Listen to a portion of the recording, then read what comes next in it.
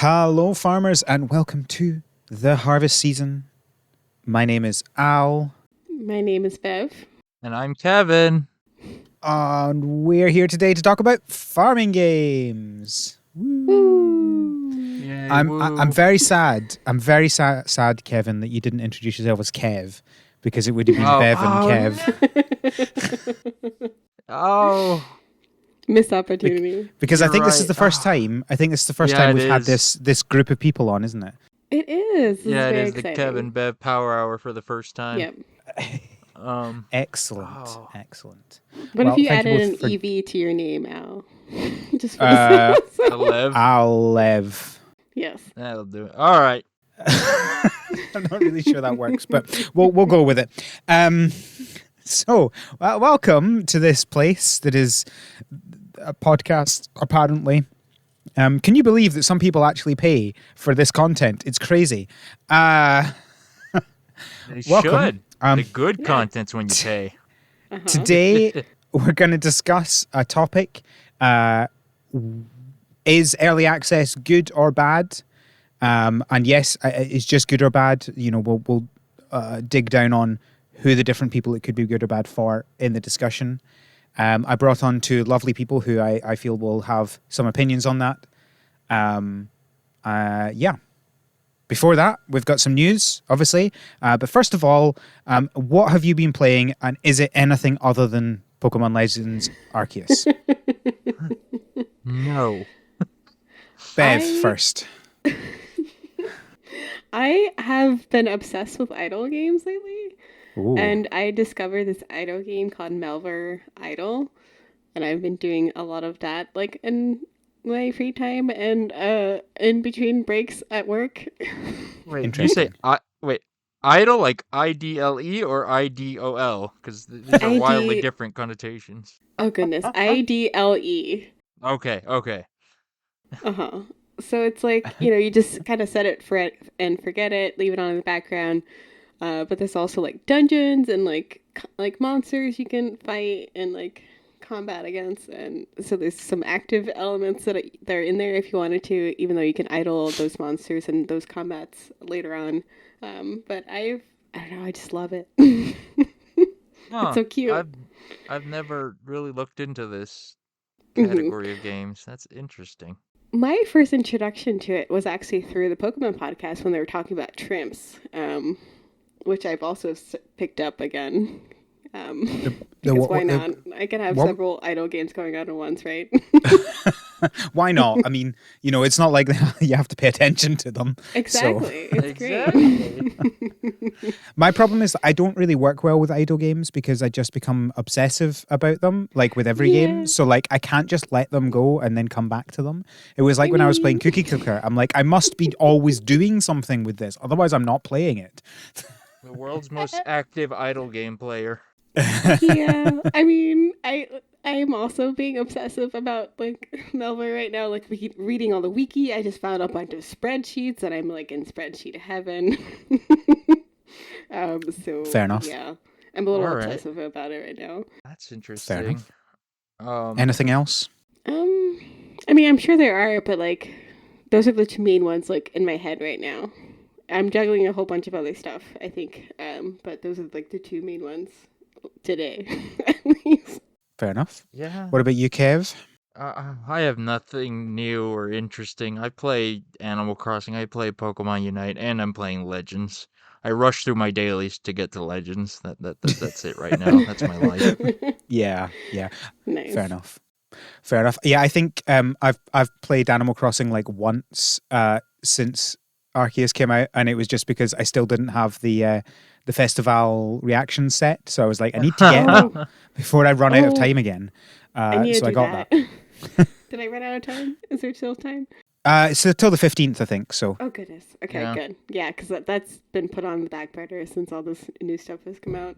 Yeah. Yep.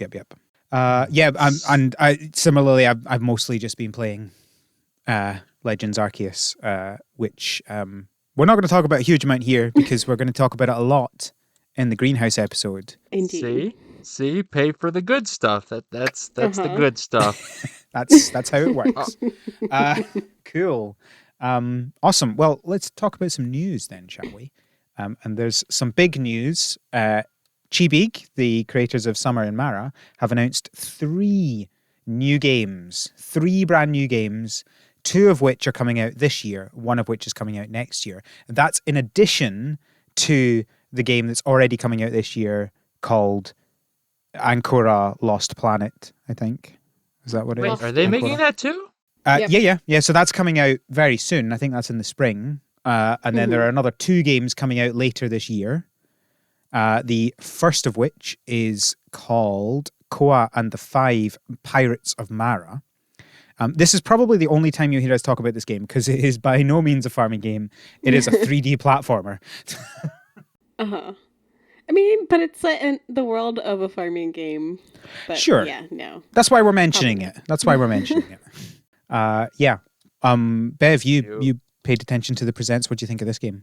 I am excited. I'm interested to see what this like G-Big does in the future because like there's so much they can do, and I know they've been like they're trying to build this world and continue building it, and it looks like we haven't like gone into like the other 2 games, but like I'm interested to see what else like exists in this world other than like aliens and like space travel and tiny little planets that you can live on. Yeah. But I don't know whether I'm I don't know whether I missed the timeline update because I know they have a timeline that shows where the games are set. I don't know whether I missed that or whether they've not released it yet. I thought they'd said they were going to during the presents, but I don't remember seeing it.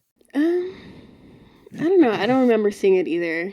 I'm interested as to where this sits. It's presumably after Summer in Mara. I wonder whether this is after Stories of Mara or whether it's before Stories of Mara, because at this point we've only had 1 chapter of Stories of Mara, and at this point Koa is still missing. Is this actually maybe this is set during Stories of Mara? I would imagine the platformer is after, because like it could be like her adventures on like where she went. Yeah. That's that would make it during. That would make it during. Is my point, right? Yeah. Well, if this is what's happening to Koa while everyone's trying to find her. Oh, like during some. Okay. Now I understand that. Yes. It would be during Stories of Mara because that is indeed where she's missing. Okay, so I'm unfamiliar. I haven't played Summer of Mara and whatnot, but so Koa is missing. Is that right? People are looking for her. Koa is the main the player character of Summer in Mara. Okay. But they're releasing what do they call it? A graphic novel game. What are they calling it? A visual novel. Visual novel. There we are. Yeah. It's a visual novel. Called Stories of Mara, which is set after Summer in Mara, and in Stories of Mara, we've only had chapter 1 so far, but Koa is missing during that. Okay. So the question is whether or not this is what Koa is doing while she's missing, or whether it's set afterwards. I believe the first chapter is free, and it might still be free. So would highly recommend for anyone who's played Summer and Mara and wants to learn a little bit more about those characters, because you do learn a little bit more about everyone else. I think. Hats off to Chibi for this. Like they're really sticking to the universe building they want to do. It's just like holy moly. It's a lot of games. Like, they could be sticking to like the same type of game and just be putting out like different iterations of farming games, but they're sticking to the world itself and being more creative with the types of games they're putting out. So I like that. Yeah. It's crazy. Definitely. What are the other 2? Because they just mentioned the first. Let's bring up the other 2. Yeah. So the next one. The other 2 are not, as far as we know, set in the same universe. They haven't said. Oh, okay. All right, but just but like studio. I think this new game is like the 5th or 6th game in the universe, because they had Dayland, Summer in Mara, Stories of Mara, Ancora, Lost Planet, and now Koa and the 7 pirates. Okay. 5 pirates. I was adding 2 extra pirates. So 5th game. So this will be the 5th game in the universe. But then they're also creating other games. So the next one that they announced was Mika and the Witch's Mountain, which is where you play a little witch on a broom. And We don't know a huge amount about it, but presumably there's going to be some spell making and stuff like that. Mm-hmm. It has a lot of like Studio Ghibli like vibes to it for me. So I'm, like the whole flying on a broom and delivering packages type thing. There was that one movie where there's that specific character who did just exactly that. Who flew around E.T.'s on a delivery broom service. Yes. There you go. I should have remembered A that. movie about the delivery service. Yes. Oh. But I do remember like in their like right after they I think published Summer and Mara, they did release a statement that's saying that they wanted to build this universe more. So I would not be surprised if Mika and the Witch's Mountain is still within this world, just on a different planet, maybe. Yeah, possibly. They haven't said anything about it, so I don't think we can assume anything yet. Yeah, I'm assuming. And, everything up till this point they've said in the universe, in the Summer Mara world or whatever, but I don't know. We'll find out. Mara Cinematic Universe, the new MCU. I know. So it looks good. We don't know much to know about it. It looks kind of, I guess the graphics are kind of Wind Waker-y. Which is kind of what we said about Summer and Mara, isn't it? And Koa have it. Yeah. Makes sense. Like I like it. I look forward to flying around on a broom, especially as you can fly over the water, which I mean makes sense, but it looks fun. It does. I'm excited. Yeah, me too. And I think the last one. Oh, sorry. Go ahead. No, on you go. Well, I was just gonna say the last one was called Elusive People, and also have Studio Ghibli like vibes of the other one of the movies where there's tiny people next to large people. Yes. So Elusive People is called, and I do have one important piece of information is that I think they have confirmed to me that there is farming in this game, Elusive People. Ooh. Because I tweeted at them saying, "Is there farming in any of this game?" And in any of these games, and they just replied to my tweet with one word: elusive. So either that means the game they've just called Elusive People, or they are being elusive. But I suspect that they're saying there's farming in Elusive People, which sounds interesting. So you're going to have a little farm somewhere in this house, in this big house, which sounds fun and interesting. I definitely interpreted that as being elusive. But yeah, no, it sounded like that when you look at the tweet. That's what I initially thought. That's what I initially thought. But they literally called one of their games Elusive People. Why would they use the word elusive if they don't mean there's farming in this game? All right. So, wait, here's the question. Because there's two ways you can do this. Elusive People is about these tiny people in like a regular size house or giant, relatively, right? So is the farm a tiny person farm in the corner of the house? Or are you managing a real size farm using your tiny people powers? I hope it's a real size farm and you just have like a whole bunch of like little Pikmin size people that you can move like a hoe around or Right? That'd be kind of fun. I'm going to guess that it's a small farm in the house somewhere, but yeah, probably. But this is more fun. I like my idea. Or Kevin's idea.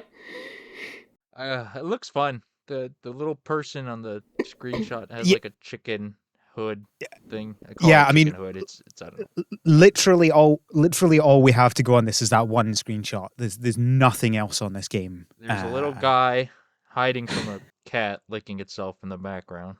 The cat's big. That's all we got. Yeah. The guy looks cool. All these screenshots will obviously be in the show notes. But good anything for, else? Like, just overall, good for Chibi. This is a lot of work. They're doing a lot. Usually, I know. Like, I wonder how long they took to wait before they could do a Chibi Presents. Yeah, I believe at least the Koa platformer, I believe, is they've got another company to make that for them. They're not making it directly. Okay. But even still, absolutely, this is, even like, Nintendo do that, right? Like plenty of things do that. There's nothing wrong with that. And it's there's nothing wrong with that. I like the look of it, all these games. I feel like that's just like good business, like, making partners and networking and stuff. And I wouldn't be surprised if Elusive People is also a different like different dev company maybe too, because like It the art does is look the most slightly different. different. Yeah. Yeah, the graphics and aesthetics. But again, it's just one screenshot. But anyways, good for them expanding the Chibi empire. Yeah. It looks like the Mika one is being made with Nuke Fist. Okay. So yeah, they're expanding then, or at least Yeah. expanding their partnerships. Yeah. Which why not? Why not? Why if you've not? if you've Yeah. got stuff that people want to buy, why not make more? You got the momentum, might as well. Absolutely. I mean, I certainly will be buying all of those games because they haven't made a game that I've not enjoyed yet. That's a lot of negatives. I have enjoyed all of the games that they have made. I want to see elusive people. Just answer the question of the farm. Big farm or little farm? Yeah, definitely. Next, we have Research Story, which is a game I've talked about a couple of times. Have announced that they're going to be releasing a demo during the upcoming Steam Next Fest, which is at the end of February. Yeah. So if you want to try that out, you can do it. I saw the trailer. So in this game, you're filling this research compendium by looking at wild creatures and gathering resources and crafting. Is that right? Yeah. It sounds like a recipe for something good. Something like that. I think we're all thinking of the same thing of what it's reminding of, but we'll talk about that later in the greenhouse. This one's 2D pixels though. It's not. It's not. Yeah. I'm also going to assume that you don't make the animals battle each other. You don't know Probably that. Not. There's a cat with a sprout growing out.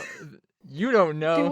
There was that image about befriending like the fox or something. So who knows? Maybe you are gonna eventually capture it into some sort of capture device. And you just watch your sprout kitten will grow and maybe change, almost like an evolution. I do love that. So on the tweet that I've got in the show notes, they've got like four bullet points. I love how one of them is just meet NPCs. Like, I love that that's like a feature. That's funny. I'm not trying to be mean. It's just a funny thing to say. That's all. That's right. I'm just looking for it now. But it's hard. They're trying to suggest they're your romance, probably. I'm guessing. Your standard Stardew farming relationship fare. Yeah. All right. So. Cool. Next, we have Above Snakes. So I talked about this in the last episode. So I hope you two have listened to the last episode. Just a small point that they have funded. So this was a Kickstarter, and when I talked about them last week, they were not at the goal yet, but they are now over the goal by a significant amount. So that's good. It's pretty cool. Go ahead, man. I'm getting Lens Islands vibes from this. Yes, it does feel a lot like that. But you also get guns in this one. Yes, also guns and because it's set in America, so you kind of have to have guns, right? Sorry. Oof. I mean, no, it's accurate. No, you're not wrong, and it's the Wild West, so there's extra guns and like. Yeah. Well, I say Wild West, but it's more. I mean, that's what they say. But you're playing as a Native American, and it's untamed wild, so it's not saloons. It's like you're the Native American taming. Yeah, so I do worry a little bit about that. Like, is it going to be? I mean, I don't really care whether it's historically accurate, right? But the historical is well known feature of the Wild West. Well, okay, ignoring that, right?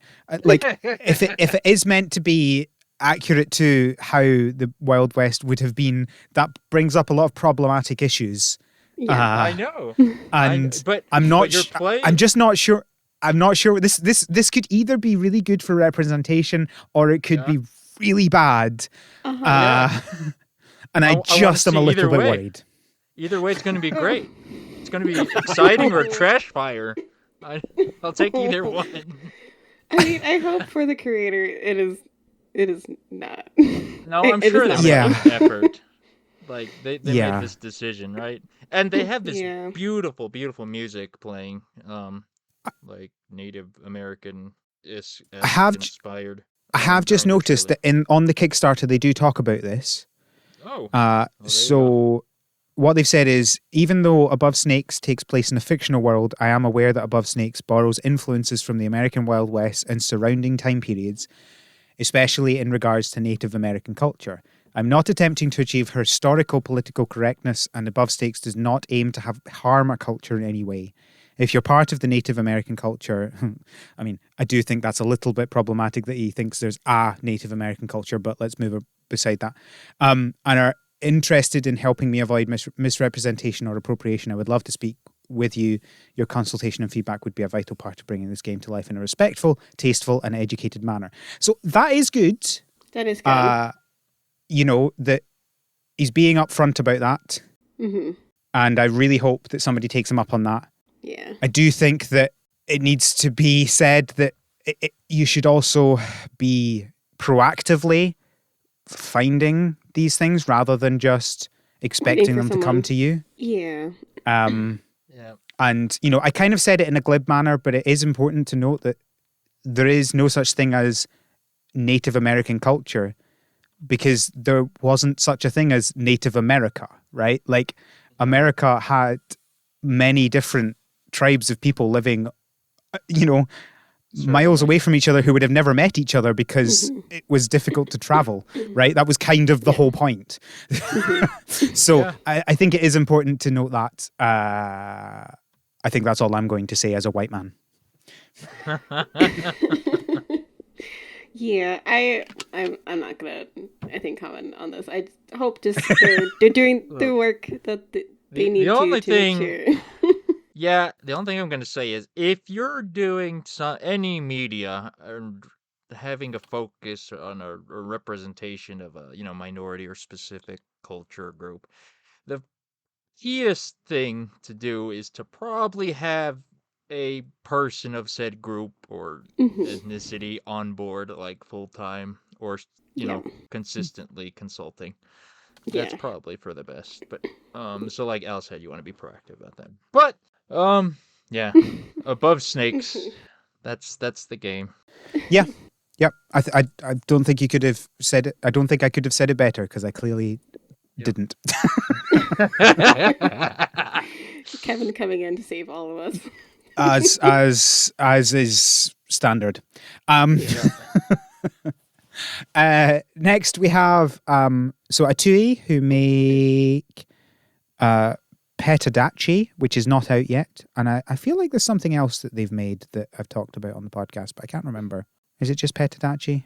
Oh well, they made a why can I never remember the name of the style of game, which is like dots on a grid based on numbers. Pixels? Like Picross? Picross, yeah. They made a Picross game. Okay. But Pick-2E, that's clever. Pick-2E, yeah. I think Petadachi is the only one they're making that we've actually properly talked about, and it's not out yet. Anyway, beside the point, they have released a podcast. They have 2 episodes out now. I haven't listened to them. Presumably they talk about the games they make. I don't know whether they've mentioned Petadachi at all. I will probably listen to it at some point. All right. Yeah, that's it. All right. Not much to say about that. They're your competition now. You shouldn't be promoting them. No, I'm sure they're fine. Well, like I think they're talking specifically about their own games, so yes. I wonder are they how really long that'll go for. As long as they're continuing to publish games, I guess. There's room anyway. There's room in podcasting for many people. Mm-hmm. And podcasts can evolve and I guess change over time if needed. Yeah, I mean we're a Pokemon podcast, aren't we? Is that right? Now we are. No, that's the one I definitely can't do. Yeah, we've signed a non-compete, right? Oh yes, Kevin, have you been on it? No, I can't. I have not. Okay, so you're the only one on this podcast that hasn't been on that one. No, yep. Sorry, is that a sore spot? That's all right. That's all right. We can talk about I just couldn't that remember. in the after show. Next, we The have greenhouses. a news update for Verdant Village. There's some information there. I've still not played this game, so it's probably only really useful information if you've played the game. But there's some information about what they're adding in the next patch. Yeah. Very good.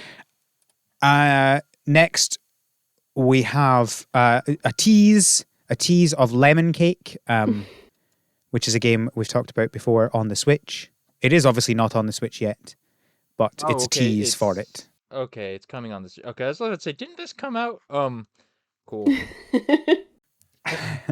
Yeah. So I guess as a side note, we've not really talked too much about so Elish created a company for the games, which I think Cody mentioned the name of when the last time that Cody was on. I can't remember what the name of it was. Indie Dev Cozy Bee Games.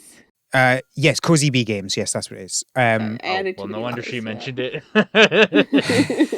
Well, exactly. But she's also partnered up with this company who I have no idea how to say the name. Was it Sudesco?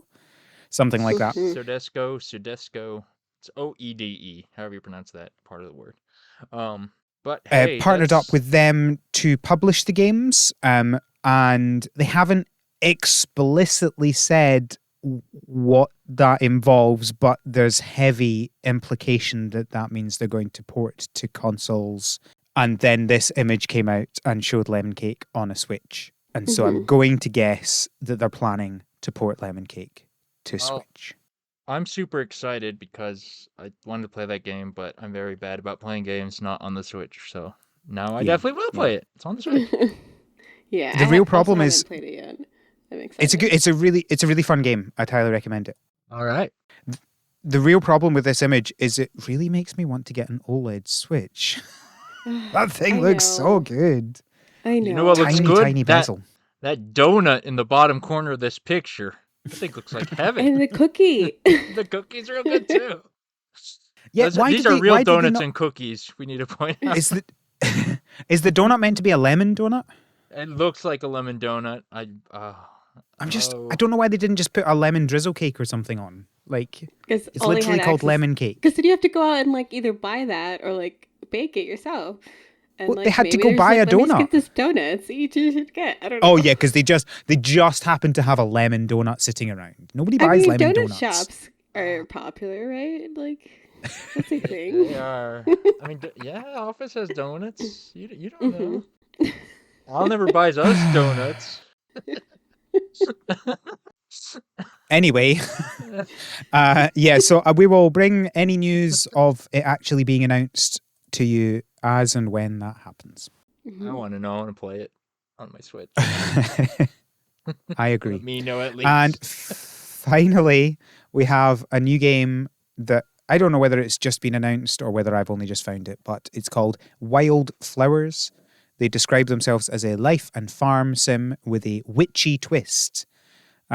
Farming... God, I hate this word so much. Farming cottagecore goodness and witchy magic with a heartfelt story. I don't... is cottagecore just a way of saying you want to live in the middle of nowhere? Is that all it means? It's like a lifestyle, I feel like. That's our genre podcast, Al. We're cottagecore. Yeah. The cottagecore experience with Al. Because I just feel like I'm going to accidentally say cottage gore, and that sounds very different. I want to see that mishmash. Talk about that on the cottagecore meets cottage gore. That's the zombie survival one.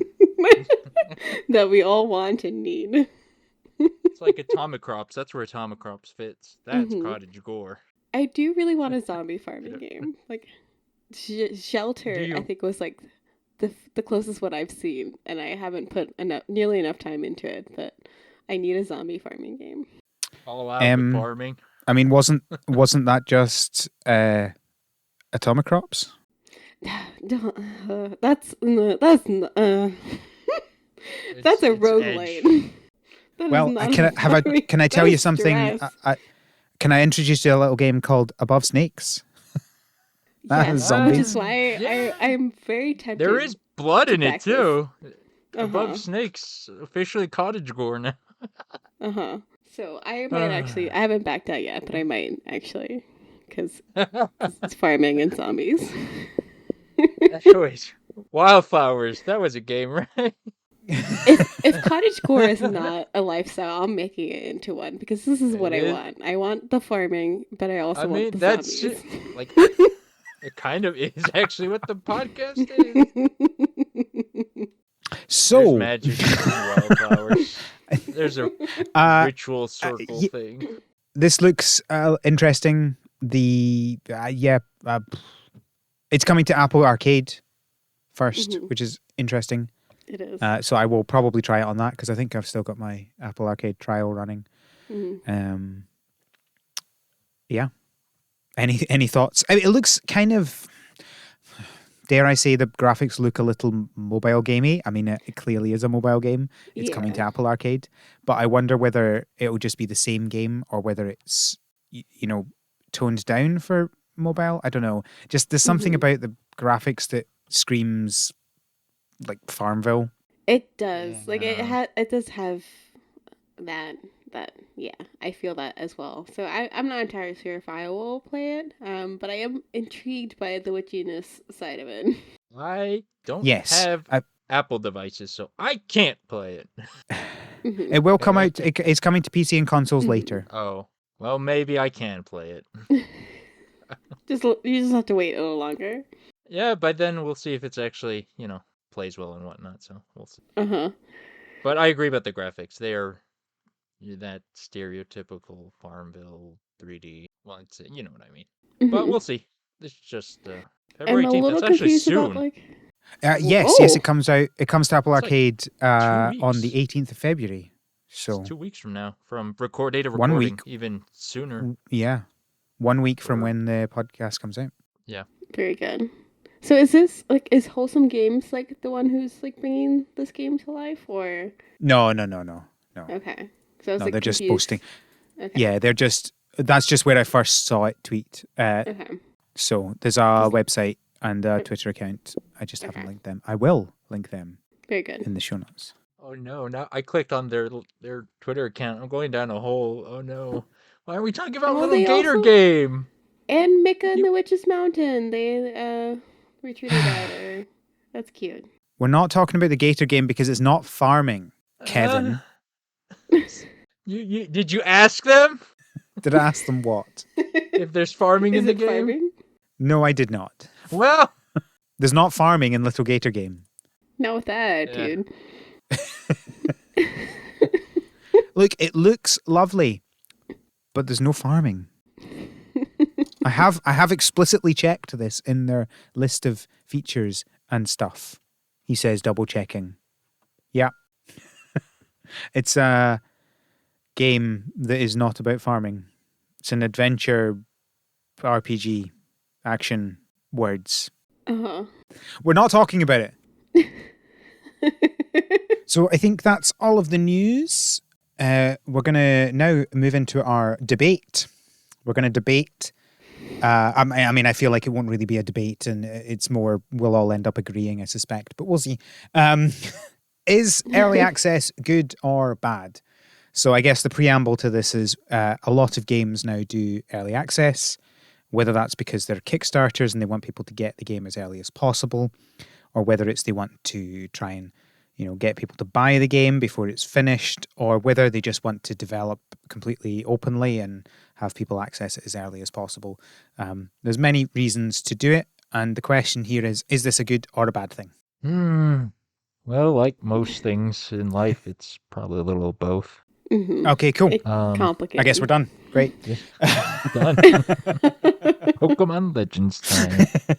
Yeah, no, I think that's totally legitimate. I guess there are some very good reasons. I kind of basically dropped a bunch of them in the preamble, right? Like it allows game devs to be supported really early on in the process. Like if you have to develop, like not everyone can do a Concerned Ape. Not everybody can develop for 5 years and then just drop a game because it's expensive to exist in life. Yeah. I guess, and there's probably a good bit of pedantry in this whole discussion, like what is early access? Because I feel like that can vary and it's, a marketing term at times. Oh, yeah. So, I think that's part of the problem, right? Like, yeah. Is early access supposed to be, we have a game ready, but you can play it a month early if you give us money, or is it we're in beta and we're trying to sort everything, but you can still pay us to play the game at this point? Yeah.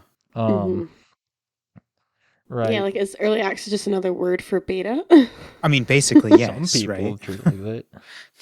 I mean, I would describe it as anything where a user can buy a game, pay money to get a game before the full release, before it has all of the intended features and stability that the developer would be considering it as a done game. That doesn't mean they won't then do updates or DLC later on and stuff. Right. But I think that they would have to be able to say, yes, I'm happy. If I never manage to do anything else on this game, I will be happy with it. Right. And see, that's what's weird to me, because like I can't think of any other product or service where you do that, where hey, this car isn't finished, but you can buy it right now if you want to, or this movie is still, not edited. It's all raw footage. You can watch it right now. Yeah. Even Al, you don't put out the raw audio files of this podcast. Where's the early access? Oh my goodness, can that be a new tier on Patreon? It's literally just a zip access? you download and it's got the no. That's what this discussion really was. It's an announcement. I mean, but yeah. I think we needed to base our answer, like our answer from this question needs to be whether or not we were going to release early access files on this podcast. But back to my point, like you see, like I don't know, to me that just seems weird, like selling an unfinished product, and you're being clear about it, I guess, but like why just not call it a beta? And like I understand the logic of wanting to charge people, but at the same time, like I don't know, because the developer is benefiting off it, not just the dollars from selling, but like they're essentially playtesters and whatnot, right? And like big studios, they pay people to do that professionally, and I guess it's not. It's a little. I guess it's not unusual for games to be cheaper during early access, right? Like I feel like the first kind of big game that did this was Minecraft, where it was released really early on, and it was a certain price. I think it was like $10, and then when it got into beta, it was 15, and then when it was finally released, it was 20. So if you got it early on, you got it cheaper. And I wouldn't necessarily call everyone who plays a game in beta a playtester, because that's relying on the initiative of the player to actually respond back to the dev and be like, I found a bug, can you fix this? Because I have early access to several games currently, and I have not reported any bugs. So, like, I am not a reliable playtester because I have not been hired as a playtester. I bought the game to play it. I don't know. It's interesting. And, like, thinking back to your point about, like, releasing car early, isn't that kind of what the self-driving car is currently? And isn't it just early access right now? Yeah, I think, to be fair, I think he's calling it a beta rather than early access. But, I mean, as we've just discussed, what's the difference? Yeah. And, actually, I guess for context and kind of pointing our biases, I don't play any early access games. Like, I can't remember ever playing one. Al, do you play any early access stuff? I don't tend to do it a huge amount, but I have done. So I played Littlewood in early access. Definitely, long ago I played Minecraft in its alpha. Yeah, I think that's probably. I mean, I'm currently trying to decide whether I'm going to play Coral Island or Lens Island or both in early access. I will almost certainly do one of them. So Yeah, I've definitely done some, but not all. It's constantly a debate I have to figure out, because I know that if I play it in early access, I might burn myself out on it and never play the final version, and that's Mm-hmm. not great. Yeah, But it is and that's something you have to something consider. Mhm. That's something like I said, I don't play them, so I don't really know. Like, how much does an early access vary from the final release, or the proper first release? It really Well, depends. I feel like it depends. Yeah, like if you,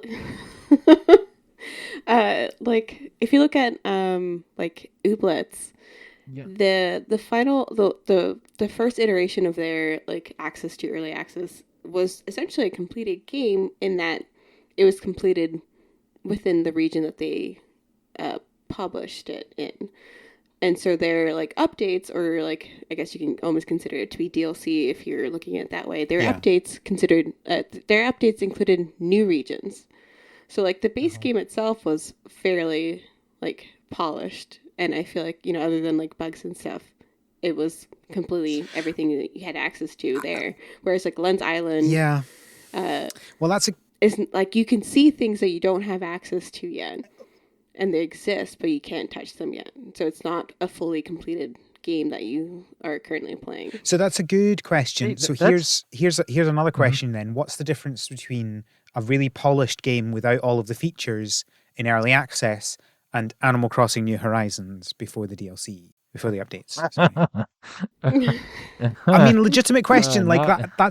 I don't know what the answer is. no. Hmm. Yeah, no. Like, it's funny because Animal Crossing 1.0 was definitely early access.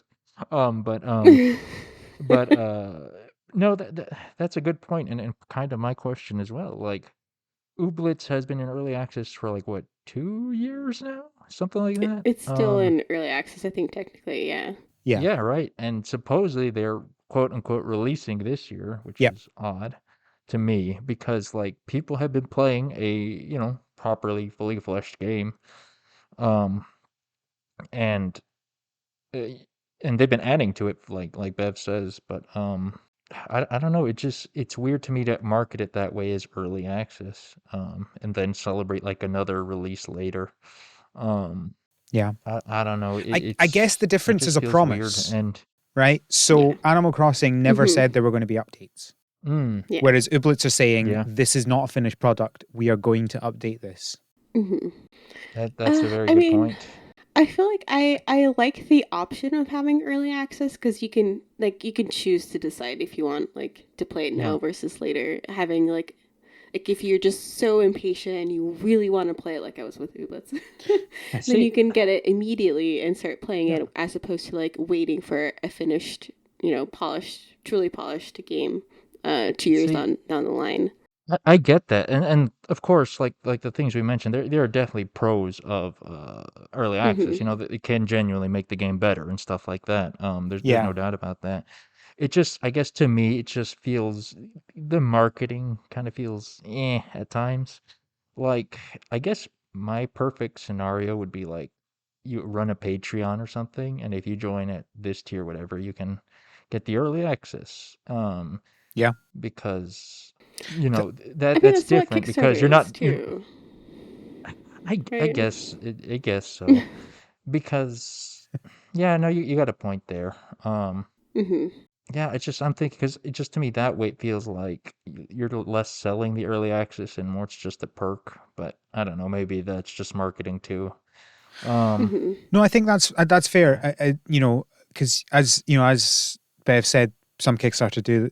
It's pretty common now with Kickstarters to do that, where hmm you can buy the base game or you can pay more money and get early access, and that's complete. Like, there's no hmm other reason to do that other than because you just want it early. Um, Hmm. and hmm that kind of takes, if you're like me and you're just going to buy the game because you want to cover the game, it takes the question of whether you're going to play the early access out of you. You don't have to ask the hmm question because you've not got it. Right. Hmm. And I feel like if you like the type of game you are will determine how much you enjoy an early access game. If you're like me, that gets distracted very easily by other games and then comes back to games later on, then like playing early access could be great because I get a little taste of the game, and like when I feel like I've done enough in there, or feel like, you know, I've hit a wall and I can't progress any further, I can put it down and pick it up later when it's more fully developed. I did that with Ooblets. Like I picked it up immediately when it came out and have been picking it up, dropping it off, like dropping it down periodically throughout these past 2 years, and it's been great because every time I pick it up, there's something new in there. Yeah. Yeah. But it could be not so great if like you want to pick a game and finish it and then put it down. Yeah. Where do demos fit in all this? I'm just thinking. Oh my goodness. Let's throw I something guess else in this. demos tend to be free, right? You don't tend to get demo. Yeah. You don't tend to pay for demos. They don't tend to be. But sometimes demo is actual early access. Yeah. Yeah. They don't. You can play a chapter of a game early or something. Yeah. They do tend to be much more limited, as you say, like a chapter or whatever. And they also tend to be, because they're free, you're not like buying the game and getting it. You're getting it. It's almost like advertising. Yeah. Rather than. So is early access. Yeah. I almost feel like demos are like live action trailers. like you can play the trailer. So what That is tier a good is early point. access for this podcast going to be at, Al? Yes. What, you mean I need to get this ready earlier than I do? Oh. No, just upload the raw files. Like here are all our awful like breaks. Yeah, just copy paste. There you go. Yeah, I think. So is it good or bad? Do we have a verdict? I think the answer is yes, and I think it depends on who you are, right? So I think it's generally good for developers because it allows them to get support before the game is finished, which is, for indies, very good because it's very difficult to get funding. It's very good to be a developer, and I think we need more accessible ways for people to be able to do that. Not everybody's willing to ongoing support someone, like when the Patreon, stuff like that. Yeah. But people are quite, I mean, the last few years has proven people are very willing to buy a game early. Mm-hmm. Yeah. And other than like Patreon and Kickstarters or early access, I feel like there isn't really any other way to support devs while they're making this game. Like they can't just go on Twitch and live stream the development of the game because people are just going to, people could potentially steal stuff from them before they publish it. I guess for consumers, I guess it depends on who you are. Like for me, I sometimes struggle to go back to a final version of a game, and that's not great. But it's also really good for talking about on the podcast. Like we get multiple episodes out of these things if they've got an early access. So for you, as a podcaster, it is great. As a consumer, it's a yes or no. As a game developer, it's 100% yes. Yeah, I mean that sounds fair to me. Another thing about all this. Yeah. Another thing about all this, I think timing is a thing too, like an important aspect of it, because the very first game that we brought up this idea of talking about this episode was Ooblets, and that's what I keep thinking about because I don't know, 2 years is a long time, I think, for an early access. And I get it, they're developing it, and I understand that, but I don't know, it's just weird to me that someone's been playing it for 2 years before release, or, and then it's released. And especially in this case of Ooblets, where the game's already actually kind of there, they're just adding more and more, How does that differ from Animal Crossing? And maybe it's just all marketing. Maybe it's just all a perception thing. Yeah, I feel like you're just getting hung up on the word. Yeah, I might be. And I guess, they probably wouldn't be comfortable calling it a beta because that would imply it's buggy. And I get the issue with the words early access, but I'm not sure what the better words would be. Well, I feel like there's a connotation with beta and alpha that you're doing something for them as opposed to you want this game to play it for yourself. As an alpha tester, as a beta tester, you're a tester, right? That's the other word that's usually associated with those two words, right? Yeah. So it's definitely a marketing thing. And I feel like Animal Crossing was definitely they could have said this is early access, but Nintendo does not do early access. So it's just like we're just not going to publicly say this is early access and then have people buy it. Yeah. And then update it. It's probably what they did. All right. You know what? I have the solution. Okay. Again, I haven't played early access, so I don't know how common this is, but give your early access players something special on release. That's what you got to do, right? Because Interesting. I just remembered there is one game I did do early access, quote unquote, and that was the Pokemon trading card game, the online version. I played in the beta, right? And as a beta player, when the proper release came out, I got this special card, like set of sleeves and a coin, like only for beta players. And man, using those is the coolest feeling in the world, knowing no one else can get them. So It's that's such a what you gotta flex, do. a good Just flex. give me a cool shirt to wear or something to make me feel special, and bam, the problem's gone. That's a good point. Like, I don't know. I don't think there's an Ooblets or Lens Island version of that. Like an early access exclusive thing. I don't think so. They're missing out on this marketing opportunity. You heard it here first, game devs. Give us an in-game exclusive T-shirt. Stuff. Yeah. I mean, like, Yep. like I went through a lot of trouble researching different pre-ordering like exclusive items for Pokemon Arceus, and I don't even want to get into that because I did not get the thing that I wanted to pre-order with because Pokemon Center canceled that. No. I have to go contact them. Anyway, so yeah, why aren't more companies doing that? Because that sounds like a really good idea. Yeah. Yeah. I don't know what to say to that one. Well, I guess it could be like I could see people getting angry about it that didn't buy into early access and then bought the full game, especially if the early access was at a discounted price. Yeah. So they're paying more for a fully finished game and not getting whatever it was. But then again, you're getting a fully finished game, so that's why you're paying more. Yeah. Yeah, but So I don't know. yeah. I want like a really cool another Rad Lad sweater in Ooblets now. Like game devs. Oh, there you go. I knew this. Yeah. Ooblets. I need an exclusive early access item. See, now it feels great, doesn't it? Uh-huh. Cool. Well, I'm glad we What are you sorted giving out early access. listeners, Al. No. Well, It's called being on the podcast, right? Oh yeah. Did we ever answer Kev's question about like what's like a good time for like? No, we didn't. I guess, yeah, that's a difficult one because I don't think it's unusual to be, multiple years. Mm-hmm. Not saying that's a good thing, but I don't think it's unusual. You have like strong opinions about release dates too, like announcing release dates. So how is that any different from early access?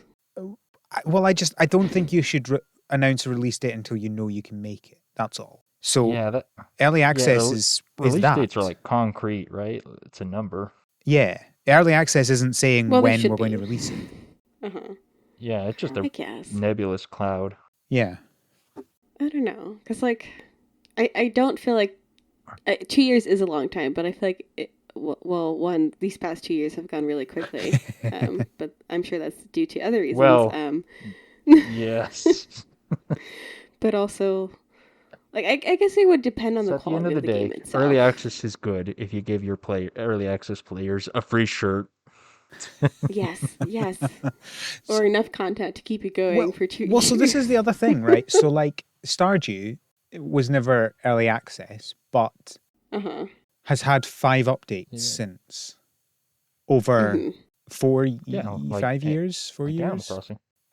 Well, yeah, but like this is much longer than Animal Crossing. They did all theirs in 18 months, right? Well, less than 2 years. Wasn't quite 18 months. True. Game's not even been out for 2 years yet, and they're done. Mm-hmm. Whereas Stardew has done 5 over 4 years. But like I never felt like the original Stardew was early access because it was finished. It was a complete package. They're just updating and adding more, right? Well, this is but that's all about a decision, right? Like what is finished? Well, how do you define finished? I mean, it wasn't finished. He added more. Clearly, he had more he wanted to add, and he didn't add it well, because he wanted something out there. What's the difference I between wouldn't that and call that. Ooblets? I feel like the updates are DLC. Well, then they're Whereas, free like, though. so it's, I think I think it falls back on the original plan of the developer, right? Like, Ooblets has probably had some sort of plan. Like, we have 6 different regions, and that's our goal, is to create 6 different regions within this world. So that's their definition of a finished game. If they decide to add more regions later, that would be DLC, because that was the original plan. Well, but that's making a big assumption though. That is making, yeah. Like, how do you know that was his original plan? Also, I just checked. Stardew Valley was technically never early access because early access wasn't called early access at that point. It was part of Steam's Greenlight system, which is what became early access. So technically, it was early access before the first release. Okay. Well, interesting. I played it on Switch, Does that mean so he's gonna do that it was complete by for then. Haunted Chocolatier? I wouldn't I assume want so. Haunted Chocolatier. Yes. Sorry, I'm really excited. Look, I just had a thought of an interesting case. You know what game should have had or been called early access? No Man's Sky. Yeah. Well, there's Are a you good guys familiar point. with that? Because now you're this is the no. thing, right? Right? Now you're making a value judgment based on what was released, right? If we're going back to it depends on the original intent. Maybe their original intent was to make a dreadful game initially. Oh dear. Or like Cyberpunk. No. What's that one? Oh my god. Cyberpunk or whatever it's called. I mean, Cyberpunk was incredibly buggy. I don't think No Man's Sky was buggy. It's just that it didn't really live up to the promise, it right? was. Oh no, it was very buggy. Oh, was it? Okay. And actually, there's a video I watched on No Man's Sky called "The Engoodening of No Man's Sky" by Internet Historian. I like that word. And it goes into detail over this. And I can say they definitely had plans for bigger or better things, but they just. It's funny because this is a lot of I guess kind of relates to the marketing and perception stuff because they were just really hyped up and they weren't prepared to handle that. That's why I'm saying, like, if they had called it early access at release, it probably would have gone a lot better. Yeah. Because, I don't know, for people who haven't kept up, No Man's Sky has updated a lot and dropped a lot more. So now it, like, lives up to those initial promises. And I think that's a very interesting case. So you're saying that you are pro early access? If they give me a free shirt, yeah. Or if you're just not ready. I think that's also a good point that it's like people's perceptions of the game too. Like if you have a game that says early access, you're coming in expecting bugs and unfinished things, whereas like if they didn't go that route and said we're publishing this game as it is now, even though it may not be ready to be fully published, we're doing it anyway, and then you get that backlash of the No Man's Sky and like Cyber got the Cyber game. Well, is it Cyberpunk 2077 or something like that? Yeah, I think it actually is. Yeah. Okay. Correct. I can remember some things, not delivery service, but this. Well, I'm glad we sorted all that out. We came to some very firm conclusions. Yep, the final decision, definitive, objective answer. Yeah.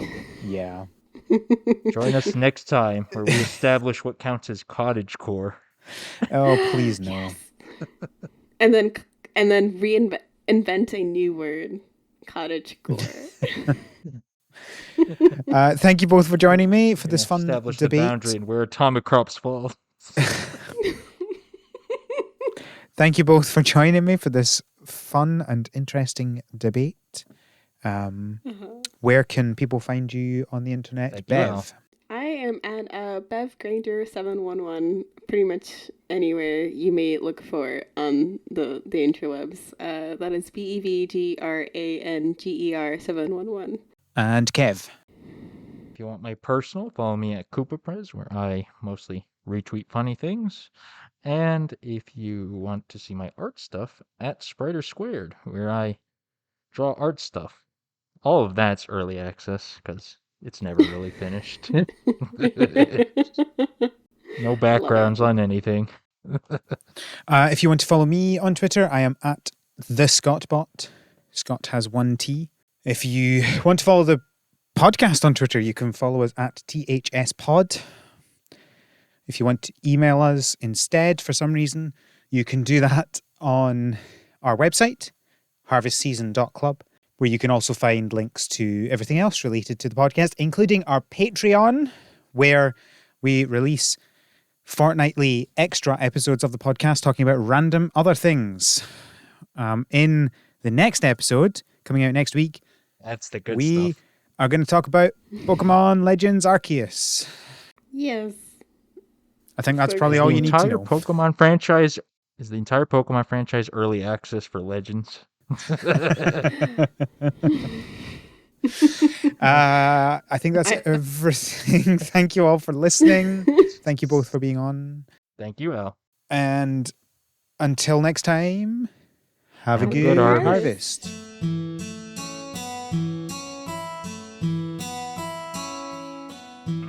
The Harvest Season is created by Rochelle Delaney and Al McKinley, with support from our pro farmer level patrons, Kevin and Stuart. Our art is done by Micah the Brave, and our music is done by Nick Burgess. Feel free to visit our website, harvestseason.club, for show notes and links to things we discussed in this episode. Thanks for listening.